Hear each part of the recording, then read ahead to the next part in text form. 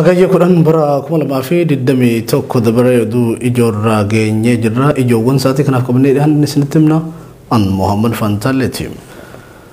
Waraanni bilisummaa Oromoo daandilee lixa Oromiyaa keessa naannolee ollaa fi magaalota Oromiyaa wal qunnamsiisan dabalatee magaalota tokko tokko to'achuu beeksise.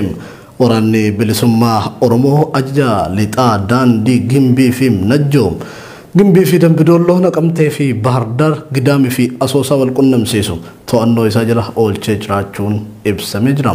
Magaalonni akka Kalaalaa, Haroojii fi Baatuus humna bilisummaa Oromoo WBO'n to'atamanii jiru.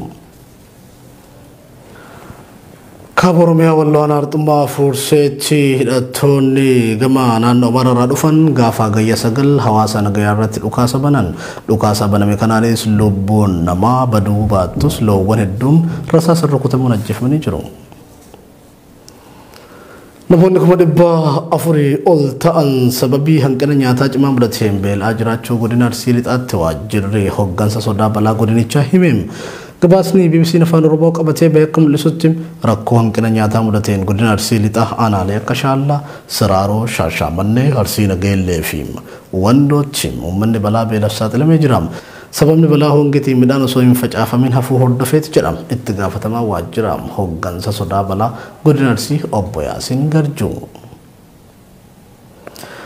Dulli Samechaa fi Reebanii hidhuu ji'oota nasitti qaamolee nageenya mootummaa Suudaan Arabiyaatiin lammiilee Itoophiyaa irra jireessan Oromootaan irratti raawwatamaa jiru. Tibbana daran cimeetti dhufee jira. Humnoonni kunneen hagayya 8 bara 2021 dilbata dabre magaalaa Riyaad keessa dubartoota Oromoo 12 ta'an qabeenya isaanii irraa saamanii reebicha irratti raawwachuun mana hidhaatti darbatanii jiraachuu maddeen OMN itti himan. Affaaritti ijoollee dabalatee namoonni dhibbaan lakkaa'aman ajjeefamuu ilaalchisee UNICEF ibsa baasee dhaabni mootummoota gamtoomanii dhimma ijoollee irratti hojjetu UNICEF bulchiinsa naannoo Affaar keessatti lola taasifamaa jiru wal qabatee hagayya 5 bara 2021 akka lakkoofsa faranjootaatti namoonni 200 du'uu isaaniif isaan keessatti immoo 100 ijoollee ta'uun isaanii akka isa yaaddesse ibsee jira. Lolli Affaar fi Tigraay keessatti babal'achaa deemaa jiru. Ijoolleef badiinsa akka ta'e kan hime ibsa UNICEF Tigraay keessatti namoonni qeerraa buqqa'uun beelaaf saaxilamanii gargaarsa barbaadan 400 keessaa 160 ijoollee akka ta'an himee jira. Maddi VOA fi BBC Afaan Oromooti. Xiinxaltoonni dhimma siyaasaa Itoophiyaa hordofan humnootiin TPLF Affaar keessatti lola kan geggeessan daandii guddicha Itiyoo Jabuutii qabachuun diinagdee biyyattii irratti dhiibbaa taasisuuf jedhu daldala Itoophiyaan alatti ergituu fi alaa galchitu parsantaan 85 karaa kana deddeebifamas jedhameera.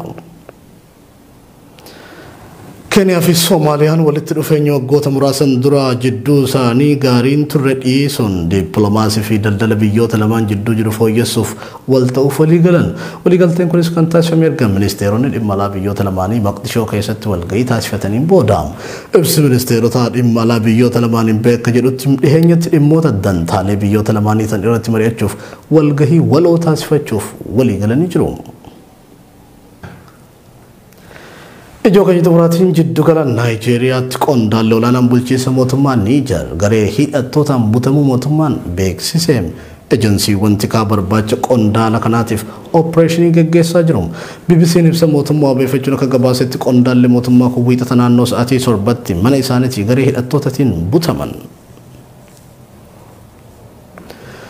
Ijoon keenya kana fakkaate akka kabajamtoota fi daawwattoota Oromiyaa miidiyaa network Oduu Guyyaa isinitti mul'isu wajjin kan ture Muhammad Fantaallee gama ogummaa kaameraa fi gulaallee suur sagaleetiin tuujii Muhammad Tunafaan Usree qophiileen Oromiyaa miidiyaa network itti fufuuf babal'ina oduu keenya ijoo kanaa oduu keenya idilee keessa argattu.